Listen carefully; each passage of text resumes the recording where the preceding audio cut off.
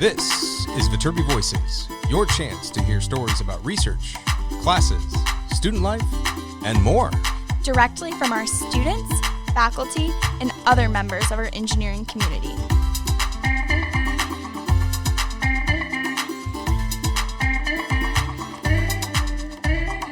All right here at the USC Viterbi School of Engineering.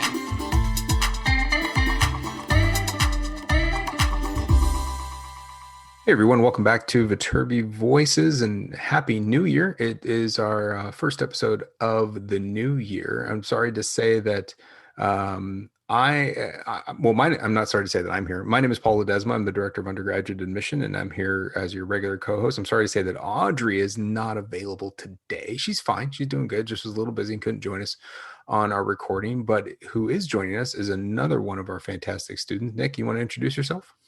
Yeah, hi, my name is Nick. I'm a junior studying mechanical engineering with a minor in disruptive innovation, and I'm from Alamo, California, up in the San Francisco Bay Area. Great. Thanks, Nick. And when we do got a great episode for you today, but before we get into talking about that and other stuff going on, I just want to take a moment and pause and reflect on what I've used this term so many times this year, unprecedented week it has been. I don't know how else to say it, but this we're recording this today on Friday, January 8th. And so I hope that nothing else has happened since this recording. But this violent assault on our democratic process as the rioters stormed the U.S. Capitol over this week, it has shocked so many. And it has been a challenging week for people, especially as we're in the height of another unprecedented thing, this pandemic that we've all been dealing with. And I hope that wherever you're listening to this, that you're doing okay. I just wanted to send a moment and express some thoughts for you. I know myself and my family and people that I know, everyone's dealing with this in different ways. Especially when it's on top of all this other stuff that we've been dealing with. If there's ever been a week to just say, oh my gosh, I can't believe it. It's been this week, and I feel like it just keeps building. And I know that this can probably be felt more by someone like you who maybe is a high school senior or someone that's in a community college that's trying to figure out your next steps. I know that this is one of the most stressful years of your life up to this point, and adding all of this other stuff onto it, I can't imagine how you're doing. And I hope that you're doing well. And I want to make sure that I am here for you. My staff is here for you as you're going through this process. If you have questions about the admission process, please let me know. We want to be able to help you. I wish that I can help you with other things outside of that, like the pandemic and like this other stuff that's going on. There's nothing I can do there, but other than I just wanted to address this, and I can't believe it. And I hope that we will all get better soon. Nick, are you doing okay? Yeah, I'm doing okay. I mean, shocked is definitely the right word to use, but above all else, and the wisdom I've been imparting to anyone else who's kind of shocked as well, is just try to, stay healthy, stay safe, and find happiness in whatever that is right now. Kind of hang on to something, because the cliche of this soon will pass, hopefully, will ring true eventually. Yeah, I'm with you on that. There's no way to shift gears from that other than drastically. And let's do that. We have a lot of stuff to talk about today. And I want to get to the episode that Nick is bringing us here in a minute. But before we do that, some important notes about the application process. We're kind of coming up on our last week. If you're a high school student that's applying for first year admission, the application deadline is going to be Friday, January 15th by midnight. So that's if you're technical about it, that's 11:59 p.m. on Friday, January 15th. And that is in your time zone. So a couple things to keep in mind. It doesn't have to be Pacific time zone. It's whatever your time zone is. And also when you log into Common App, if you submit it, and you kind of realize that the time is a little bit different, it's because the Common App timestamps things on East Coast time. Don't worry about that. As long as it was submitted by midnight of your time zone, you're fine. We're not going to be sticklers on this, so don't worry too much. Just get it in, and also don't wait till the last minute. Don't give yourself that concern.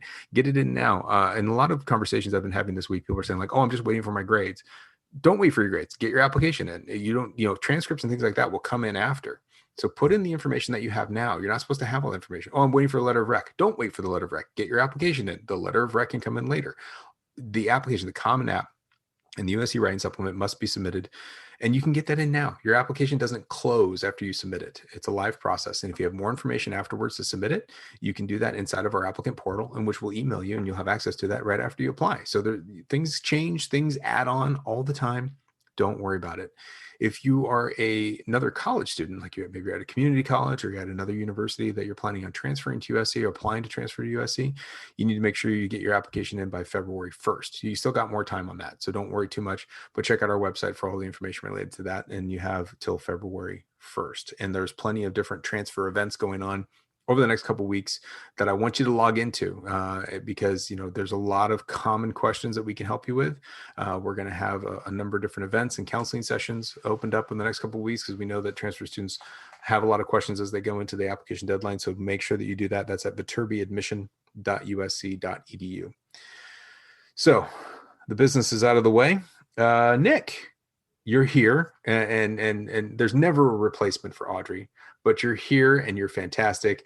And you held an event this last week that we recorded. Why don't you tell them about what that is and what this episode's all about? Yeah, so the event we held was on January 3rd, and it was our Study Abroad for Engineers live chat, which in a very short semblance was to answer the question, can engineers study abroad? Yes, definitely. But because there are so many different experiences and so many ways to do that, instead of just answering it quickly, the best way to do it is to have prospective students asking us the question directly. That way we can address them. So there were 5 of us on the panel really just talking about what it was like to go abroad, reminiscing on some fun experiences. And the whole thing was, a lot of fun to do. It was really exciting and awesome to reach out to some prospective students. Awesome. Yeah, study abroad is always an important conversation, something that I think is one of the most defining features of an undergraduate education and most important for engineering students, but also kind of weird, right? Because it's hard to talk about study abroad in the middle of a pandemic when there is no study abroad programs. All of our programs have, as every university has been done, there is no study abroad program going on, and hopefully we'll get back to that sometime, soon. I hope. I keep using that term. We'll get back sometime soon. I don't know how long sometime soon is, but these opportunities, when the world is back to normal, will be flush again. They were flush beforehand. They will be flush again. International experiences are an important element of an undergraduate education.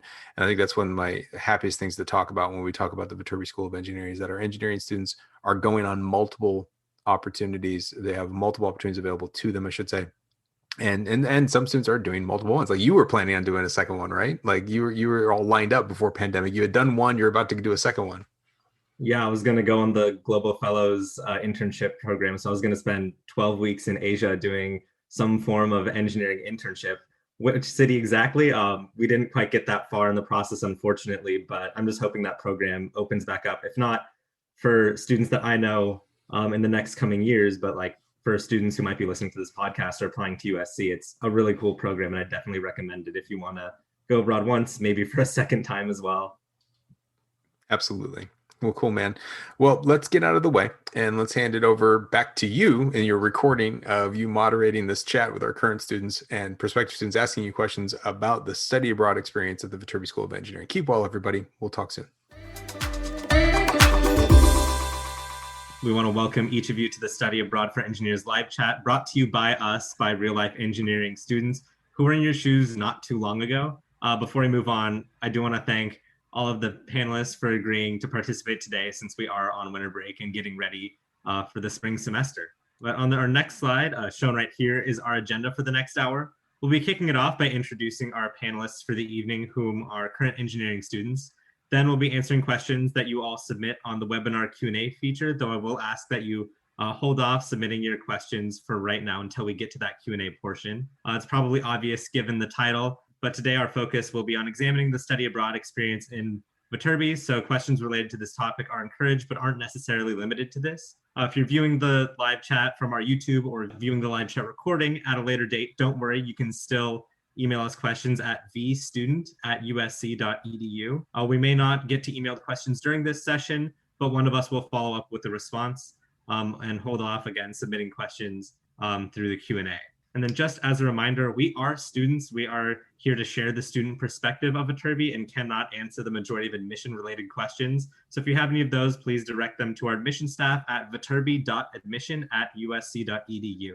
And at the end of the session, we'll spend a few minutes going over how to get in touch with the Viterbi admission office or how to stay in touch with us, as well as share some resources for students interested in studying abroad in their undergraduate career. But to get things started, I'll go off and kick off introductions with myself. My name is Nick, and I'll be your host for the night. I'm a junior studying mechanical engineering with a minor in disruptive innovation, and I'm from Alamo, California, up in the San Francisco Bay Area.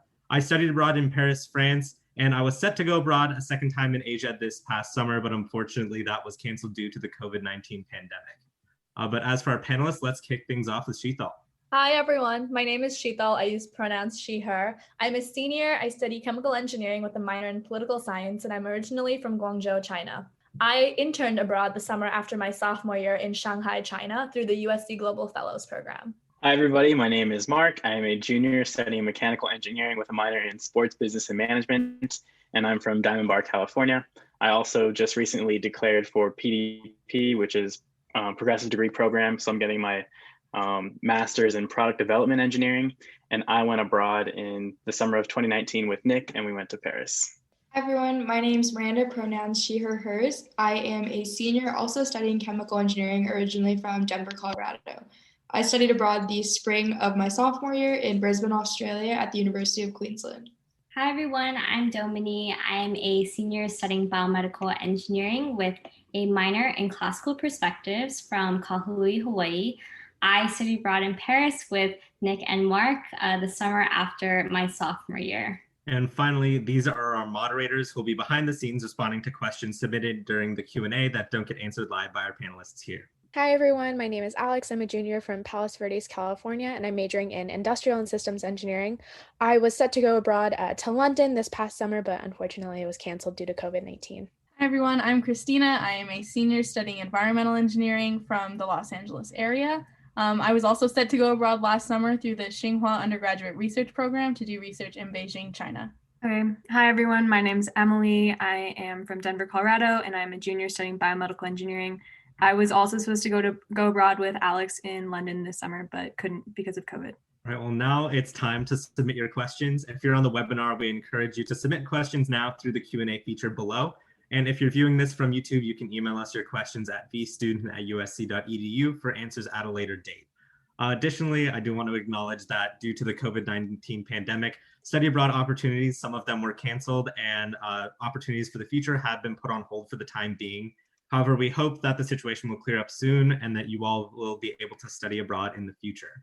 We want you all to know that a few years ago, we were in the exact same position you're in now, applying to colleges and trying to decide which college would be the best fit for us and offer the kinds of opportunities that would be beneficial. And that's why we're here. We want to answer your questions and speak about our honest experiences.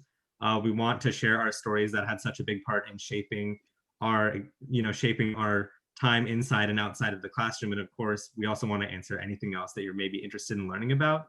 So to start off the question, I want everyone to answer this, but when did you decide that you wanted to study abroad? We can go in any random order. I can go first. I definitely knew that I wanted to study abroad before I even came to college. It was something that I was looking for when I was, visiting colleges and researching colleges to apply to. It was important that they had, established study abroad programs.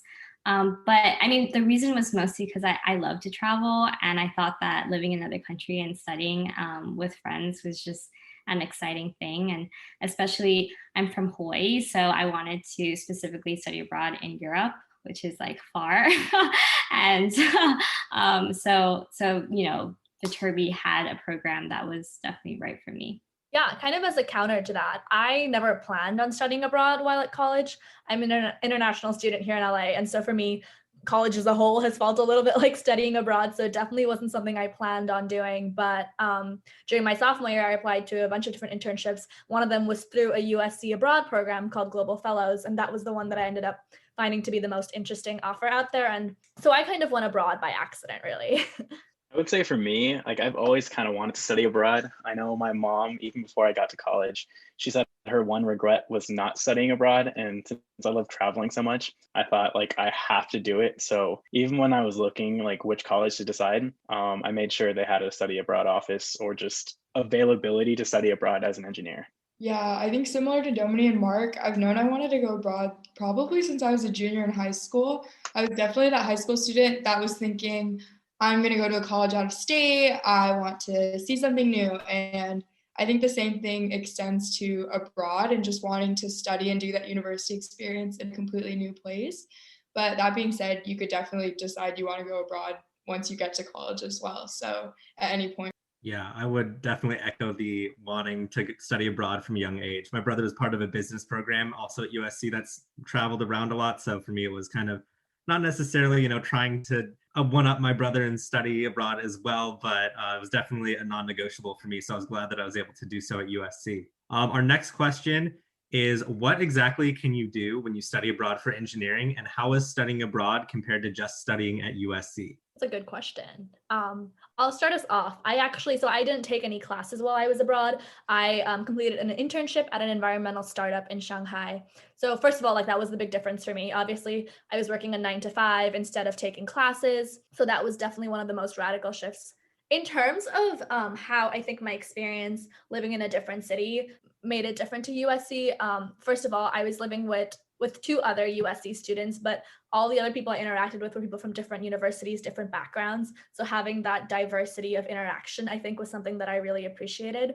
Being able to work with coworkers who ranged in age and who came from different places, that was definitely really helpful as well. And I think being dropped into a new city where you don't know anyone except, 2 of your roommates, that was for me kind of what really set it apart, because it felt like doing college all over again, but in an entirely new setting. And for a lot of people going abroad, for me it was a little bit different because I grew up in China, but I know for a couple of my roommates it was a different adjustment in terms of in the language barrier, and so that was like a good fun challenge as well.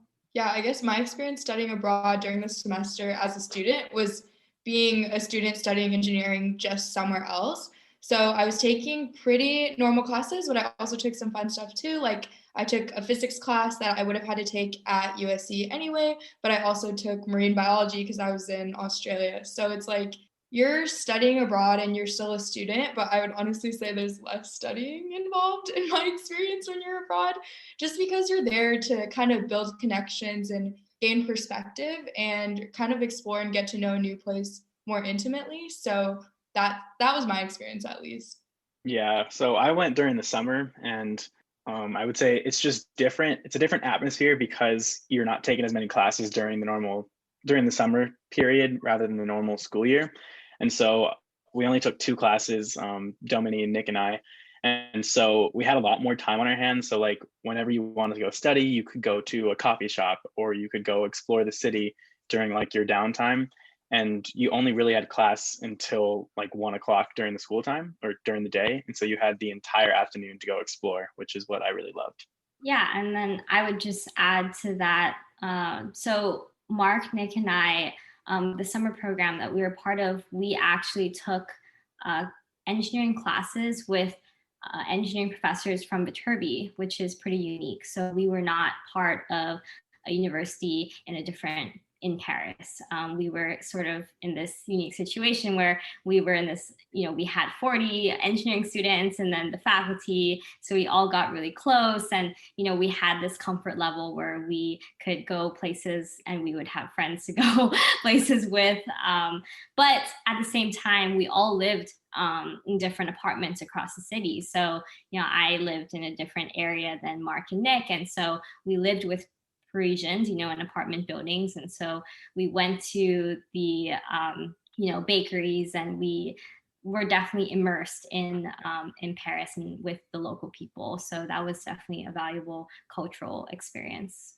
Yeah, and just a kind of a follow-up question that's actually popped up a couple of times about the Paris program. People were wondering if all of our classes were conducted in English or in French. They were in English, like Dominique said, they were with USC professors. But at the same time, we did have to learn a little bit of crash course French because we were kind of scattered all around the city, not in dorms. So, ordering breakfast in the morning, going to the grocery store. Like I took Spanish for 6 years, so I definitely had to learn at least a little bit of French just to pass by pretty quickly. Another question coming in from Fiona Shi is, can you describe what steps USC took to ensure your safety during studying abroad? And then also, is studying abroad any more expensive than a semester on campus? I think there's two really good questions there. I know that when I went abroad through USC, they kind of have this like health insurance package that translates from the USC Health Center to abroad. And then if you have independent insurance, you can also kind of go through them to see if they have optional abroad packages. So there's an option through the school that they'll set you up with just as a baseline, but then there's international abroad packages as well. So like if you're going for a month, you could pay like $100 for like an accident or worst case scenario. And then there's other stuff. If you're going to like a different country, you can pay like $20 for a week for all encompassing health insurance. So there's definitely safety options, and I would say it is safe. I don't think many people get hurt, but there's things to keep you protected in the event of a worst case scenario or an emergency while you're overseas. I would say also kind of this ensuring safety. USC closely monitors all kind of outside activity. And so I remember we had a meeting with one of our directors for the program, and about 2 months beforehand, that was when there were a lot of riots in Paris. And so he said, we're monitoring up until like when we leave. And if it's not safe, they'll pull the program. Fortunately, it was pretty safe when we were there. There were some riots and some protests when we were there as well. But as long as you kind of kept your distance, I would say it was very safe overall. Yeah, those are both great questions. And I first of all, I want to echo what Miranda said about really comprehensive travel and health insurance that USC provides. I think that was something that really left me very much at ease. In terms of whether it's more expensive than studying at USC, that does depend on program to program. While generally study abroad programs do cost extra money, sometimes that's the same tuition rate as USC, but you have to pay additional, flight fares and accommodation fares. It really does depend. So the program I participated in, USC Global Fellows, because it was an internship program, I actually didn't end up having to pay anything out of pocket. The program covered my accommodation, my flights, my health insurance, and I also received a living stipend. So I didn't have to pay anything for the program, but that definitely is something that differs depending on where you're going and what you're doing. So Yeah, I would also say go for it. No, I was just going to talk about our program, Mark, and how I'm pretty sure that the tuition was the same, and if you had scholarship, that carried over. So that was nice. And also the great thing is when you're a student, you get a lot of perks as far as like metro passes and passes to museums, a lot of things you can get into for free. So that was really helpful with cost. But I do think because you're in a foreign abroad and you are trying to do as much as you can, that can get expensive because you are probably doing more than you would do in LA. So yeah, that is something to consider when you're studying abroad. I would say I do know a lot of programs. I know a lot in Australia because the one I was looking to go on, it was actually a lot cheaper than USC tuition. So it really depends the program. Yeah, and then I forgot to say too, for like even the Australia program or other overseas programs, scholarships can sometimes transfer, but financial aid does as well for the USC's Overseas Studies Office. So things to keep in mind for sure. All right, yeah, thank you all for answering those two questions. Our next one is, how did studying abroad change your perspective about attending USC? That's a really fun question, actually. I like that a lot.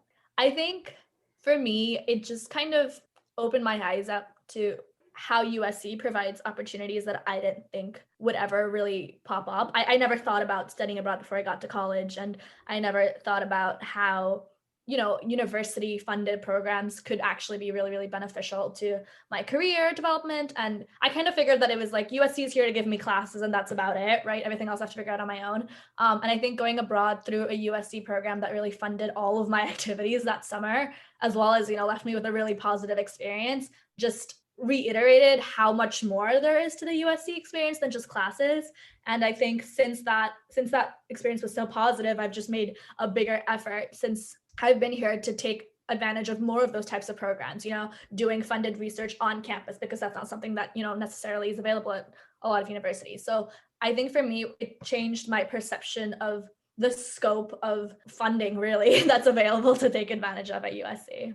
I would say for me, it kind of made me realize that I need to get out more and see the world. I didn't really leave for college. I'm from Diamond Bar, which is about 30 minutes from USC's campus. And USC campus as a whole is kind of like a bubble. Like you don't really need to leave. And so a lot of the times I catch myself not leaving for 2-3 weeks on end because you have everything that you could need there. But going abroad, taking the metro to and from school, going on weekend trips or just, going to a random coffee shop in the city, I realized like I don't do that when I'm at school, and I need to start doing that more because there's so much more to see. I think for me, it made me realize how important the people are at the university that you end up going to. And I know people say this all the time, but I think it was magnified by the fact that there are 40 of us that were in Paris, and we were sort of in a situation where we were all we had, so we had to just stick together and navigate the city together. And it just made me realize like, wow, I'm so happy that I went with all of these amazing people who I really got along with, who were collaborative, who were really willing to explore and have fun, but also, make sure we did our classes and were productive. And so it just made me realize that, the people that you decide, or the people at the college, makes a whole lot of difference. And I think that my study abroad experience would not have been the same if I did not go with the people that I went with. Yeah, I think I agree with everything that's been said. And then something else that actually changed my perspective about USC is that I didn't realize how big of a footprint or global footprint USC had. So when I told people I was on exchange from USC and they knew what school I went to, I was completely shocked. And then I became friends with this Australian girl, and she was like, I want to study abroad at USC, like after you studied abroad here. So I think when I came back to SC, I had this new perspective that I go to university in a really amazing place that people want to go abroad to. And I should treat kind of every day as this new experience to see something new in Los Angeles or on my campus, and bring that same curiosity and adventurous from abroad back to SC, because there's so much, whether it's the people or the city, and you don't want to miss out on any of that.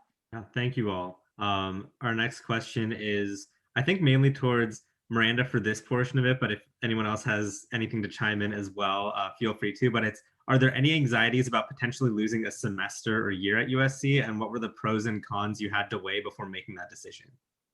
Definitely the FOMO. It was so real, and I was so scared. And I thought for a long time, Los Angeles is amazing, USC is amazing. I don't know how I could possibly have more fun anywhere else. But I had heard similar things to what Mark said, is like, if you don't go abroad, you're going to regret it. And people who haven't gone abroad say they regret it. And then everyone who's gone abroad, even if they were hesitant, were like, no, I don't regret it. In fact, I want to do it again. I would have done it for longer. I would have gone to this place or that place. So there is anxiety there, and that's completely normal, especially when your school is so awesome and you love it so much. But the pros and cons that you have to weigh are like, what are you looking for out of your college experience? And for me, it came down to, I have 8 semesters at SC. To do 1 out of 8 at this amazing location abroad is going to be really valuable to my undergraduate experience. So it's all going to be about what you want to get out of those 4 years. Yeah, I would say a lot of students actually, like, more often than not, choose like the spring rather than the fall because they don't want to miss like a football season or something. And even when I was planning to go to Australia pre-COVID, I was like, oh, I can't miss a football season. I can't do this. I can't do that. But once I like went abroad to Paris, I realized like a lot of the stuff that I thought mattered to me really didn't matter. And that like going abroad in itself was a much better opportunity than like what I was valuing. And so it kind of made me like switch up my whole thought process. Yeah, and I think it's totally valid if you decide that going abroad during the semester is too detracting from your college experience to opt for something a little shorter. A lot of people, study abroad during the summer for that exact reason. And there's other shorter opportunities available. Like you can go on alternative breaks, which are 1 to 2 weeks long. You can opt to do a Maymester, which happens during the month of May. So it's about a month long or shorter in some cases. And those things can sometimes be a really eye-opening experience without necessarily having to, take up the whole semester. Yeah, from my perspective, I am biomedical engineering, but I'm also pre-med, which tacks on a lot of, different courses, not only that, but the MCAT and a bunch of things. And so for me, it was like, okay, I really realistically can't study abroad for a whole semester with my coursework. And so I guess the important thing here is if you are in that situation, it's just important to have those options. And I think Viterbi and USC, there's Viterbi study abroad, but there's also, USC, Dornsife study abroad. There's all these other options. That's the important thing. You have options if you run into that dilemma. Yeah, definitely, echo all of that. I think we'd all agree that it's worth it in the end, even if you're hesitant about it. The next question that I think is pretty fun is, what are some things you would recommend people consider when they're picking a location to study abroad? And if we want to take that in a shorter way, like, why did you pick where you studied? I'd say go anywhere. Literally wherever you can go, whatever classes you can fit in your schedule, just go. You're going to have an amazing experience anywhere. And I just went where I could take things that helped me get degree progress. And like Mark said, it was a little cheaper than SC too. So make it work and you can't go wrong, really. I definitely want to second the thought that you should go into it with an open mind, even if it's not like your dream location, because I definitely was not excited about studying abroad in Shanghai, despite everyone telling me it was a really cool city and that I hadn't been to before, because I grew up in Guangzhou, which is like a 2-hour flight away, same country. I was like, how different could it be? So I was definitely a little bummed about having like an abroad experience that wouldn't necessarily be very abroad, but I went into it and I was very gladly disproved and had a wonderful time and found that it was an entirely different city. So even if you're not quite sure if where you're going is, the dream country you've always wanted to go to, definitely be open to the experience, because chances are you'll enjoy it regardless. I would say for me, I went to Paris just because of convenience. Like I saw an opportunity, I just took it. But the second time around, when I was trying to decide like where to go for a semester, you really take into account a lot more things like the weather. A lot of my friends were going to Edinburgh, and I was like, it's going to be cold in the fall. I don't like snow, like this and that. So I was like, I'm trying to go to Australia. I think the weather was one of the main things that I considered. I mean, I think personally for myself, when that application came out for the program that Dominique, Mark, and I went on, I didn't really think a lot about it. I just kind of said, oh, it's Paris, and I'll apply on a whim. And I remember going years prior on like a family vacation to Paris for a couple of days and thought, people make such a big hype about it, and I just didn't understand it. And also thought, oh, I took Spanish for 6 years. Am I wasting all my Spanish training by going to a French-speaking country? And quickly I realized that was the wrong approach to it, and I actually really liked that I was proven so wrong about Paris and proven so wrong about France, and also that, it kind of is a little bit fun to be put on your toes and be in a place where you're learning so much about it, especially the language. So my one recommendation is, if you're worried about a language barrier, don't be. A, people will speak English and they'll be friendly, and B, like, you learn a lot more of the necessary small like get by phrases a lot faster than you think you would. All right, the next question we're going to answer is, what was the hardest adjustment you had to make? Christine, this must have been a really good question. They all seem pretty stumped. One thing that I found difficult to adjust to, for me, the language barrier wasn't really a problem. I can see like how that would be a big one for people. I just think when you're at a place like USC for an extended period of time, you get very used to navigating around the city and around the general USC area. And I think being dropped into a new city with no kind of understanding of where things are, what areas are good to go to for certain things, what areas are safe, what areas are more expensive. I think that was definitely kind of a bit of an adjustment, being dropped in as a non-local. But again, that's really just something that,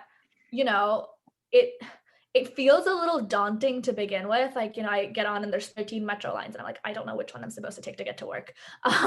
But it's one of those things that you inevitably fall into a pattern of recognizing. And it's kind of, I think, very rewarding to look back at the end of your experience and realize that you kind of somehow feel like a local in a city that you have only been in for a couple months. I remember at the end of my experience in Shanghai, just kind of getting on the metro and almost muscle memorying my way to a department store and being like, wow, I didn't even think about where I was going. I just knew exactly where everything was. And, I'm more familiar with metro stations in Shanghai than I am in the city I grew up in. And I think that kind of radical immersion is something that doesn't initially seem like something that's going to happen, but it does happen way faster than you realize. Yeah, I would totally agree with that. You go from such a comfortable lifestyle that you've known for a while and you're just thrown to a brand new city. You don't really comprehend like how much of a change that is before you're there. I know for the longest time I was trying to look for like a certain brand of lotion. I don't know if you remember that, Domini, but they just didn't have it out there. Or I remember like I was like so comfortable where I was at USC. I knew the area. I grew up in this area, but being in a new space, you don't know where the good and bad parts of the city are. I remember we were going out one night and we were walking, we're like, oh, like, what's going on over there? And there was like a whole protest and police had riot gear. And it was like, oh, maybe we shouldn't be over there. But it's the little things that you pick up on like slowly.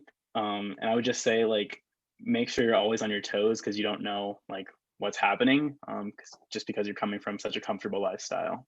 Yeah, I remember that you have to like consciously think about how not to stick out as a tourist or not to stick out as an American. I remember the first few weeks we had to, we watched, the locals, and we watched how they dressed, how they walked, how they boarded the metro, how they greeted each other, acted at restaurants, at bakeries, and it definitely took an adjustment. It took some period of time where we had to watch and we had to make sure we weren't too loud, talking English too loud, learning certain greetings and things in the French language.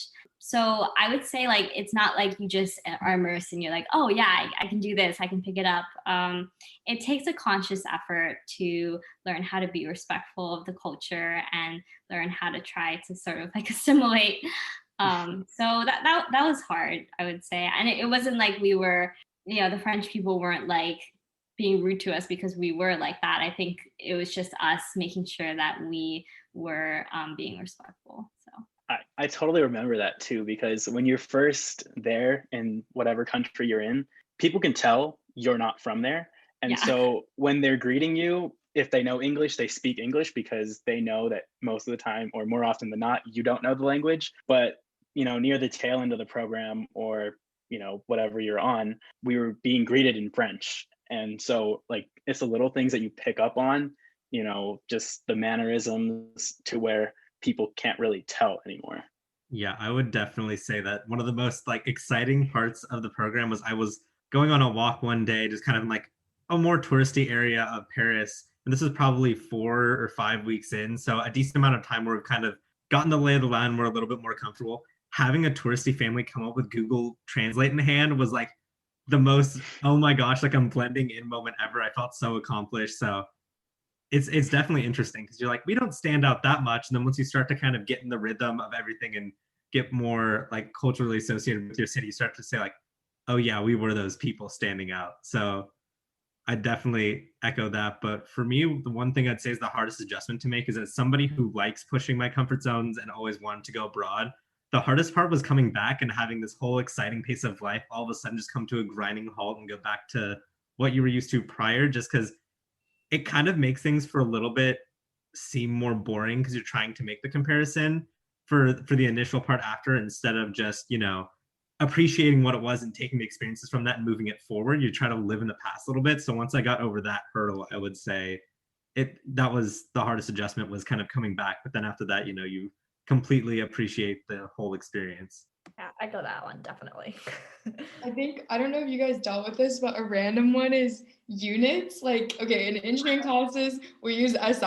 I'm used to that in class, but I'm driving and I'm like, what the heck is a kilometer? Like, how long is it going to take me to drive 10 kilometers? Or like kcals or weird things like that. So because I wasn't dealing with a large scale cultural assimilation, it was definitely just those small things that I was like, what the heck? My Oreo McFlurry is 1,800 kilocalories. Like, I don't know what that means. Oh my gosh, I didn't even really think about that. Yeah, it's weird. You get used to it for sure. I don't think that's what I was looking at when I was abroad, but I was not counting my calories. I don't know. So they have like a weird rule where they have to have like all the calories on their menus. So it's like right there in my face. And if your daily caloric intake here is 2,000 calories and it says that my Oreo McFlurry is 1,500 right in front of me. I'm confused. I've seen it before, picking up like a can of cherry Coke and it was in kilojoules, and I was like, no, wait a second. Like, I know this from class, but I've never seen it for food. It's a little weird. All right, our next question is about how much preparation is necessary or to be expected before studying abroad. That's a good question. I think it depends a little bit on what your abroad program is. Obviously, like, you guys can speak a little bit better to what it's like when you're taking classes, but I know for me, since it was a work program, like it was an internship program, you want to go in with like the same amount of preparation you would do with an internship here in the States, like definitely, learning about the company, learning about the work you're going to do, just being well situated in a professional capacity. That doesn't change when you're interning abroad. If anything, there's more research to do because you have to situate yourself in like a professional, learn more about the industry in the different countries. So there's almost more research to be done. And in terms of, I think, preparation for the program and being abroad as a whole, I think it's always helpful to have kind of a list of things you want to get done before you go there. Because once you get to a new city, it can all be a little bit overwhelming. And I think it's very easy to get caught up in, USC is a bubble, but sometimes when you enter a new city, you can make that city your own bubble too, inadvertently. And so I think it's always helpful if you have kind of overarching goals going in, like, I wanna explore this part of the city, or I wanna leave the city and explore these places. And having that list before you go in, I think is very important, because it means you're less likely to kind of forget about the reasons why you wanted to go abroad in the first place, I think. I would say, like, besides the, looking at the currency exchange and what if you get sick, what you do, and those things. I remember before I went, I read a little bit about what was going on in Paris, especially, I think Mark mentioned this, they had I think they called it like the yellow jackets, they had protests.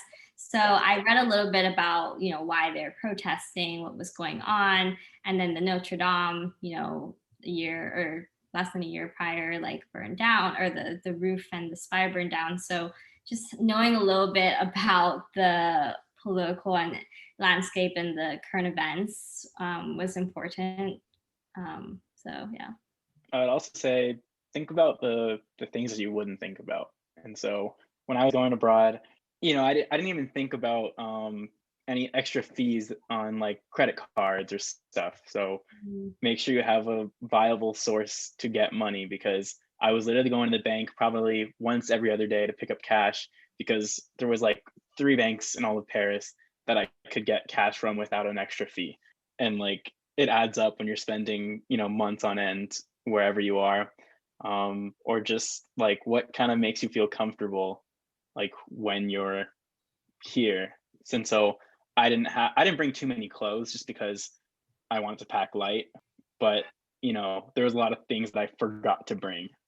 Make a packing list. Packing lists are super helpful because that also means you won't forget anything, because you can like check it at the end, and you'll make sure you won't buy too much. I think the prep is definitely front loaded to before you leave. And then hopefully once you get there, if your prep was good, it's smooth sailing.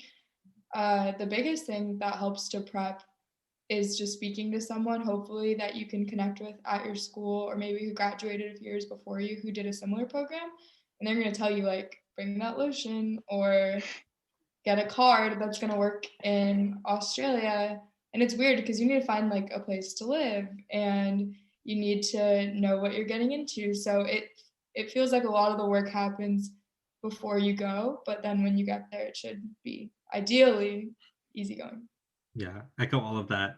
Make lists, know where you're going at the very least. I know I did pretty light preparation, but I made sure to make a list of all the necessities to hit. And so even though I didn't know, a ton about where I was going to be living or what Parisian culture was like or how to get around other than the metro, stuff like that, it worked itself out. So as long as you have the basics, like they were saying, packing lists, having a point of contact, and of course, figuring out how to withdraw money or what credit cards to use, that's the definitely the most important stuff. All right, our next question is from Aiden, and they asked, I visited colleges that sort of discourage studying abroad if you're an engineering student because it might extend the length of your undergraduate years. Has studying abroad caused you to have to spend an extra semester or year at USC? I mean, it definitely is a valid concern. And like I was saying, it's important to have options, because I think, I don't know this for sure, but I'm pretty sure if I did a semester, I'd have to try to really crunch things into my time at USC. But the great thing is we have advisors.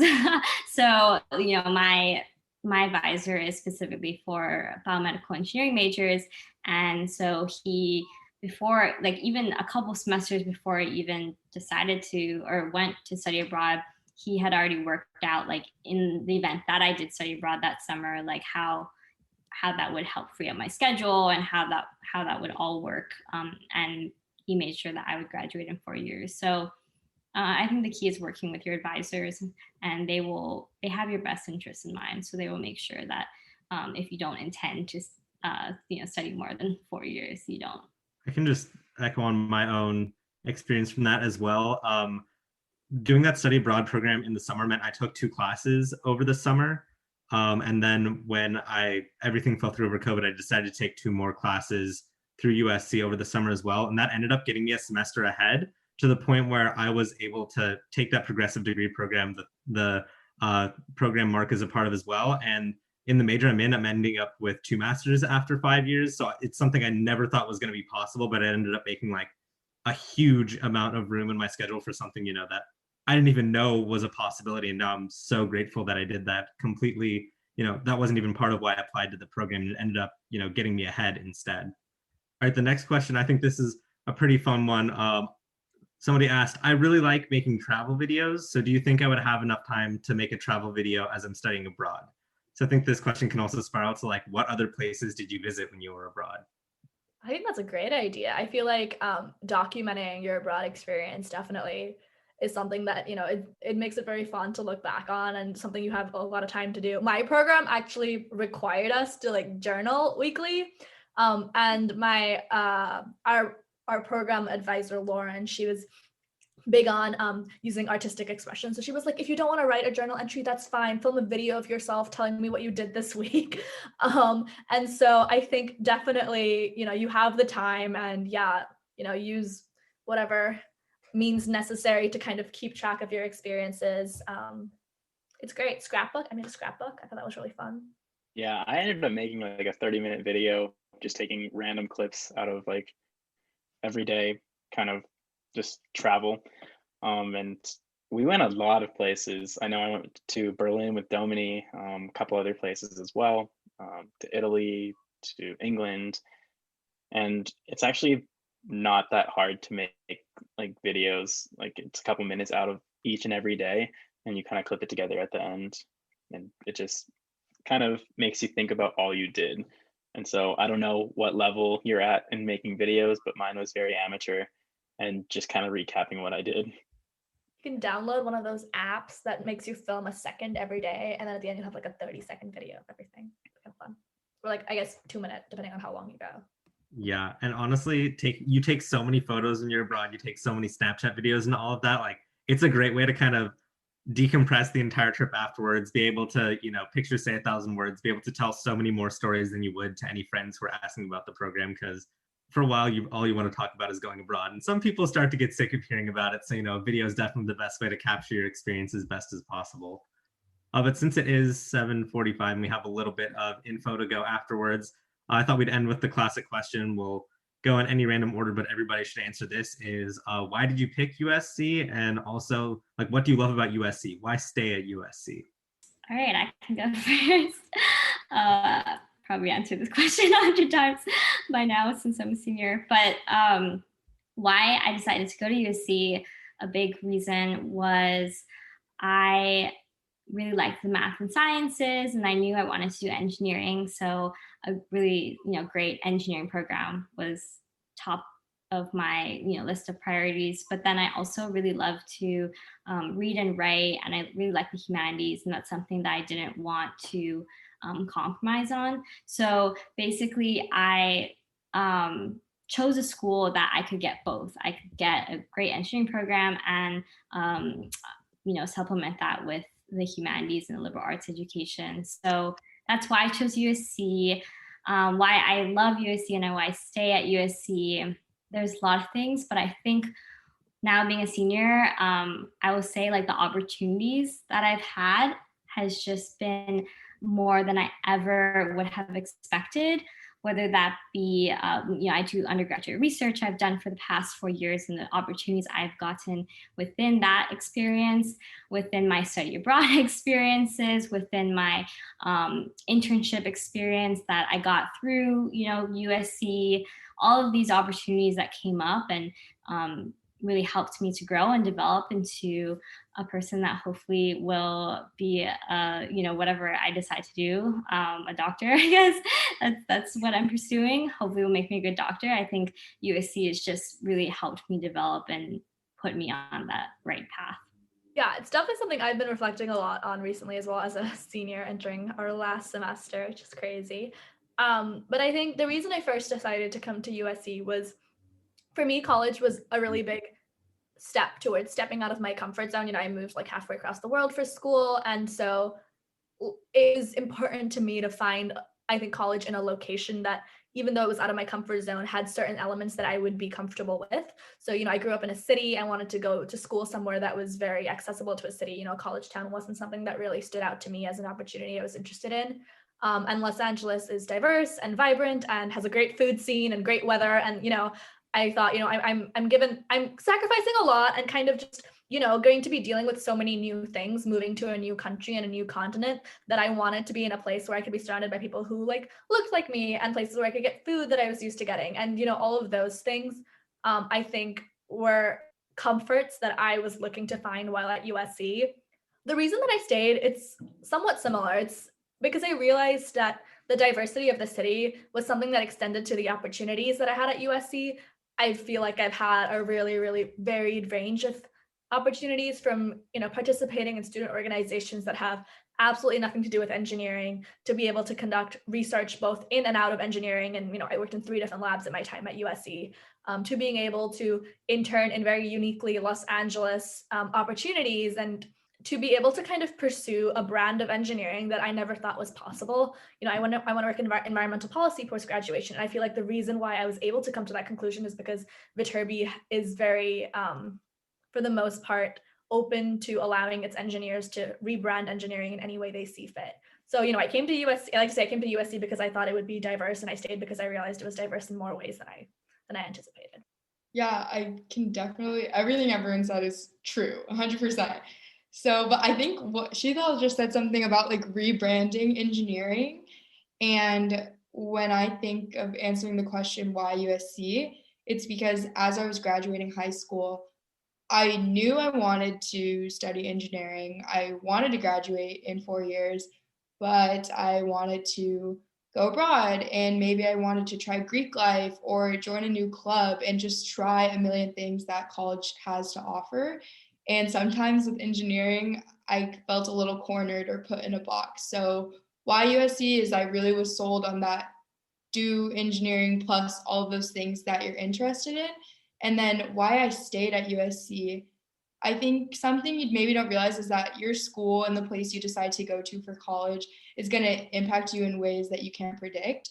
And as I went through my years at USC, I was realizing that I really kind of liked the people who were around me, and that I was inspired by the environment and the culture and what people were doing. And then that in turn has led me to so many different things. So you don't know everything that you want to do yet, or that you're going to fall in love with in college, wherever you may go. So why I stayed is that USC is a place that I've just loved growing at so much. I also agree with what Miranda said. I didn't know what I wanted to do going into college. And I know for most schools, you don't start taking engineering courses until your 3rd or 4th year, or 2nd or 3rd year. And USC, you start taking those courses like right away. And so for me, I didn't even know if I wanted to do engineering. I was like, I need somewhere that I can kind of like test it out before I choose like if that's what I'm gonna, pursue. But why I really stay at USC is because it's such a tight-knit community, and there's kind of like an area for everybody. And so I know my freshman year roommate, Noah, I love him to death, but we were actually, very different, and we were able to, find our own kind of places at USC. And so like there's not too many colleges out there where it's, you know, big enough where you don't know everybody, but you can like find your own little niche, your own little group. And I just love kind of like the connections that you get. I know I went skiing one time. I love the story, but I went skiing one time and I was wearing a USC shirt, and I got on the lift, and the guy that was sitting next to me, he's like, "Yo, you go to USC, man?" I was like, "Yeah." And he was like, "I went there like 20 years ago." And like we talked all the way on the lift, we wrote it down, we got on the next lift again. And he was just telling me like, you know, how great it was when he was there. And like just little things like that, where I feel like going to USC really kind of hits home. Yeah, I definitely echo all of that. You know, there's definitely community, and the Trojan family, whatever that means, being worldwide and you get to meet people from everywhere is like such an amazing thing. For myself, as to why I chose USC, it was the only school I applied to in California because I really, like Miranda was saying, she wanted to get out of state, see something new. And I knew I wanted to do engineering from a pretty young age. Over my shoulder, I mean, some people already caught it in the Q&A, but I have like a roller coaster wall. I've always loved roller coasters. That's roller coaster design is what made me want to become a mechanical engineer. So that I was pretty set in. It really boiled down to the fact that I'd visited USC the most because my brother was there. So I'd really gotten to see the vibe of campus, and there was something buzzing and exciting about it. And there was also, of course, things like studying abroad and accelerated 5 years master's programs that were really big, exciting, shiny things that drew me in. But then once I got there, I realized how much more I could do just beyond those two opportunities that really stood out to me the most when applying. And it came to the point where, you know, I became much more than just an engineer. And I'm so glad I did, because I realized I'm not just, you know, an engineering student, and I didn't just want to be an engineering student. And I don't know if I would have discovered that anywhere else. I think USC has allowed me to grow in different areas and has allowed me just to kind of figure out what I want to do both inside and outside of engineering. But that was our final question. We hope you enjoyed the live chat tonight and gained some insight on what it is to be an engineering student studying abroad or getting the chance to spend some time abroad. If you missed any of the chat, you can rewatch the whole thing on our YouTube channel a little bit later. I think we have our slides coming back up. Yep. We would love for you to stay connected, and a way to connect with the Viterbi admission office is through an information session.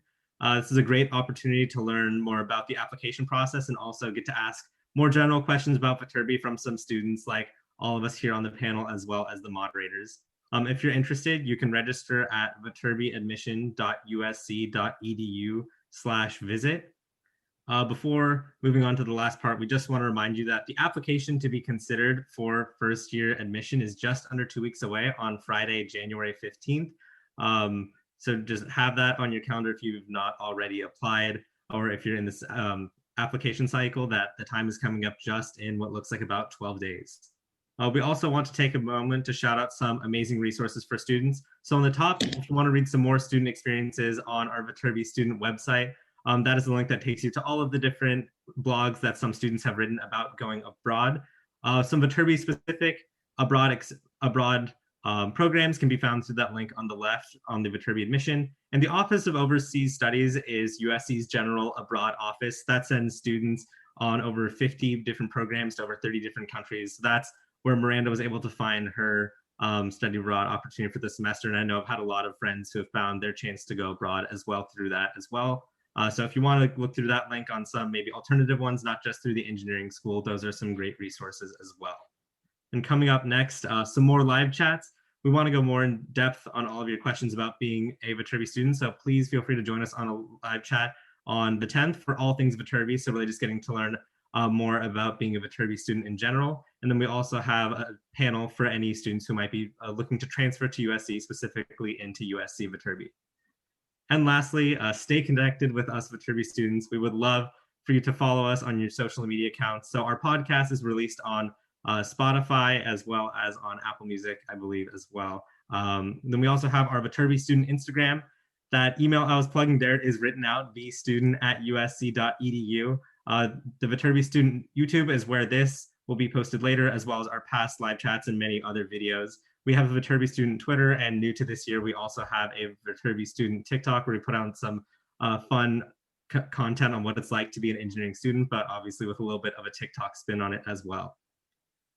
Thank you again for tuning in tonight. Again, if you have any questions, please email us at vstudent business.usc.edu. But good luck on your college applications. Stay safe. And as always, fight on. All right. Well, that was the live chat that we just did. Nick, thank you again for excellent moderation on this panel.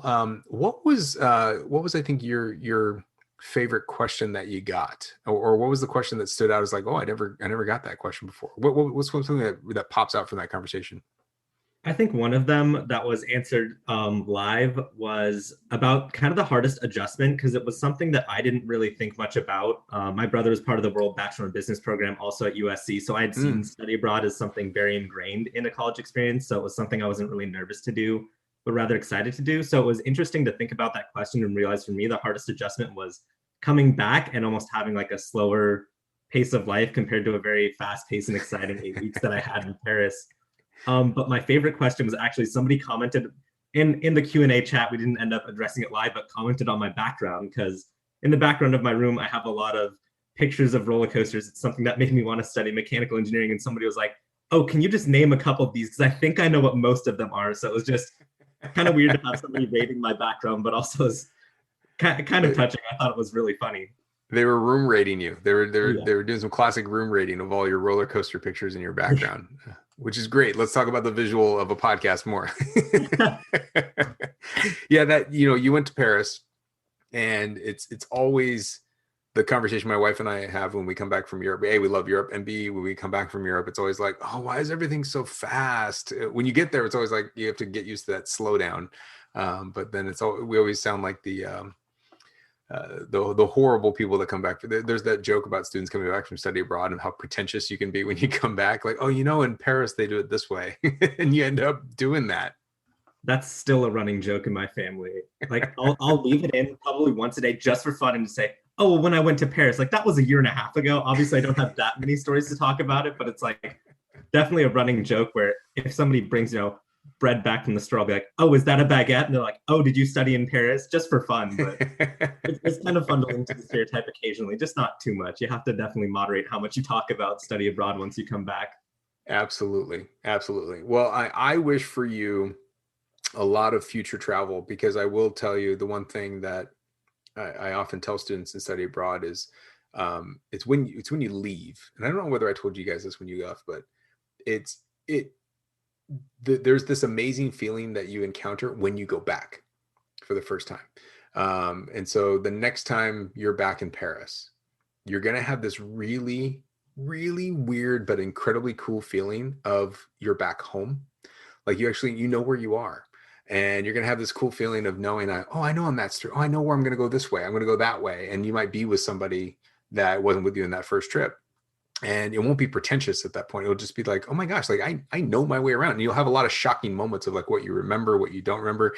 And you will feel like somewhat of a second home, because you were there for almost 2 months. And that kind of gets ingrained into you, and you forget about how much you remember. Of course, you remember a couple of quick memories here or there, but when you're there, it's that walking the streets, right? Like knowing which street to turn down. Oh, there's a bakery over here. There's a cheese shop over here that I would go to. And you'd navigate that way. And it's this weird, like second sense. It's kind of like when you come back to USC for your sophomore year, like you hadn't been there for a while and you're like, oh no, this is my place. I get this place. So I can't wait for you to experience that. And for all that go to study abroad programs, is when you go back a couple years later, it's this unknown investment that you have made in that time, which is kind of cool. Yeah, it's definitely one of the first places I want to go back to once everything kind of opens up and returns to whatever the new normal is. Hey, well, good. Well, I wish that for you. Hey, we gotta wrap this thing up. I gotta get back to some other work, and I think we've been talking for too long. So, Nick, thank you so much for stepping in here and helping me co-host this episode, and thank you for putting out an amazing live chat session. If you are all listening and you want to get involved in seeing more live chats, we've got recordings on the Viterbi student YouTube page. It's on our website, viterbiadmission.usc.edu/visit. You can also schedule upcoming information sessions there. Of course, everything's virtual now, and please, I encourage you to do so, because you can talk to us and get answers to your questions. But other than that, we're gonna get out of your way, and I hope that the rest of this year gets better with every single week. And we didn't start out with a good first week. But I think that the sun's going to slowly rise on this year, and we'll get there. So hang in there, everybody, and we'll see you next time.